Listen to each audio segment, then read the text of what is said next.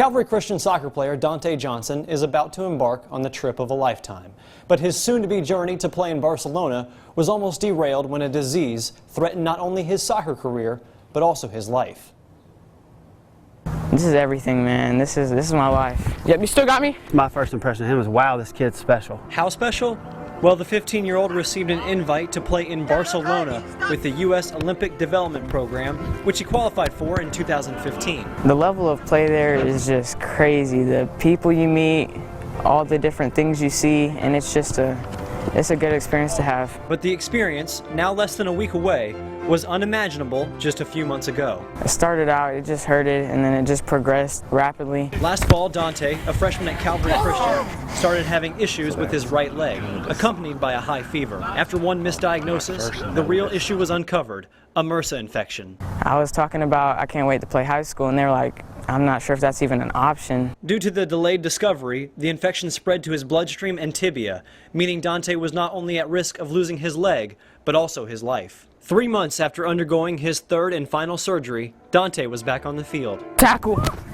Shot! The sport got me through it, man. The coaches, the players, golazo. I missed everybody out here. You know, it didn't matter what walls were put in front of him, he was going to beat them down because this is his life, this is his love, this is his passion. I knew if they didn't cut his leg off, he was going to play again. And just like soccer, he beat down those walls with a team behind him. My mom, she's my #1 fan. She's been with me through all of it. She stayed with me in the hospital for weeks. She didn't leave me. She does everything she can to help me.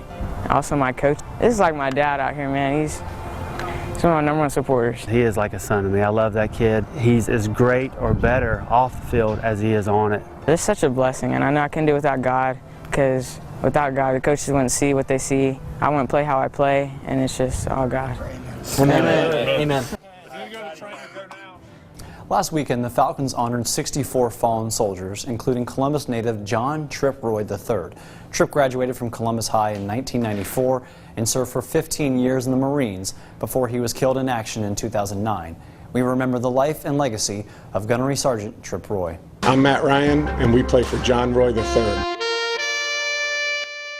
I'm Matt Ryan, and we play for John Roy III. And I freak out. I'm like, and I go, Mom, wake up. And I show it to her, and she screams. The Falcons, along with the Tragedy Assistance Program for Survivors, or TAPS, connected 64 families of fallen soldiers to players and coaches with the team. People ask us all the time, like, you know, what do the families get out of this weekend with us? And I said, man, you got it all wrong. It's what the team we get from having you be a part of this weekend with us. One of those families honored was that of Tripp Roy, who grew up in Columbus. I think Tripp really had a servant's heart, and he carried that with him wherever he went around the world. So he really is a product of Columbus and of Calvary Baptist Church. He looked for ways to help people. He helped around the world during his 15 years with the Marines. After his second tour in Iraq, as an explosive ordnance disposal technician, Tripp and his family stayed on a base in Okinawa, a city littered with bombs left over from World War II. While tending to one of those bombs on March 24th of 2009, a premature explosion occurred, killing Tripp instantly. He was 32 years old. The moment that it happened, I felt a pressure, almost like something pushed me back in my chair, and then an extreme feeling of doom. Something had gone terribly wrong. That's how close we were. I felt the impact at the instant of his death. More than the impact of his death is the impact of his life and how he approached each day. He was goofy, he was silly, and he was a prankster. He was also a volunteer with the youth group, any youth group that we were with, taught Sunday school, was also part of the praise and worship team, started a praise and worship team where need be, and so he found a way. He always found a way to serve. He found a way, just like Amanda has, in raising their 2 children, Jackson and Alyssa, while also working as a high school teacher. To be a single parent and choose to remain a single parent and do the job that she's done with those kids, I call her Amazing Amanda. It's good to see their dad come out in them. Because he lived for the Lord, we continue to do so as well. And we learn a lot from the way he lived, and we just try to continue on with the way he taught us. Tripp's legacy also lives on at the Calvary Baptist Church, a staple of his life since the age of 12. On the church property, you'll find a steeple, which you normally look up to see. But this steeple, affected by a tornado, a single sudden moment is grounded, much like the man on the plaque. That reminds us of the life of Trip Roy. That's the single most important fixture there is on this property. It's the best. He holds steady at eye level, assuring all that John Trip Roy III is and always will be watching over them. Phil, Teresa, for 27 years, Rod Bramblett gave everything he had to the fans of Auburn. His passion, commitment, and talent for finding just the right words is what made him the voice of the Auburn Tigers back in 2003. And today, we remember Rod Bramblett. There was the prayer. Touchdown Auburn! Touchdown Auburn! A miracle in Jordan Hare! The kick six. And Chris Davis takes it in the back of the end zone. He'll run it out to the 10, 15, 20, 25, 30, 35, 40, 45, 50, 45. There goes Davis. Oh my God! Davis is going to run it all the way back. Auburn's going to win the football game. Auburn's going to win the football game. The national championship. Byram waits for the snap in the plate. There it is. The kick is up. The kick is good.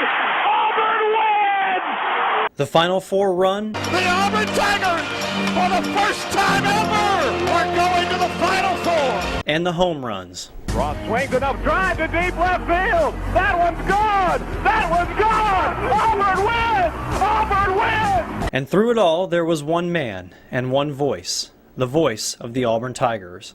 Those moments defined Rob Bramblett's broadcasting career, but his character defined who he was. The one thing that I admire the most about what Rod stood for was we knew he was our guy. We knew he was the man. We knew he was our anchor. But he always made us feel like we were the more important ones. Our crew, our team. And that's a pretty rare thing when you have somebody of his stature. And that's one thing we'll miss the most. They said Rod had a lot of dreams. He dreamed about getting his dream girl. He dreamed about getting a dream family. He dreamed about getting a dream job. And you think about it, Rod Bramblett filled every one of those things, and more, and more. I know, speaking for all the coaches here at Auburn through the course of his years, we were blessed to work with him. And, he's part of the Auburn family, and will live on forever, with that voice, and the great calls that he made are just so memorable, and just a true professional. He cheered with you and had his heart broken with you. Puts it up at the buzzer.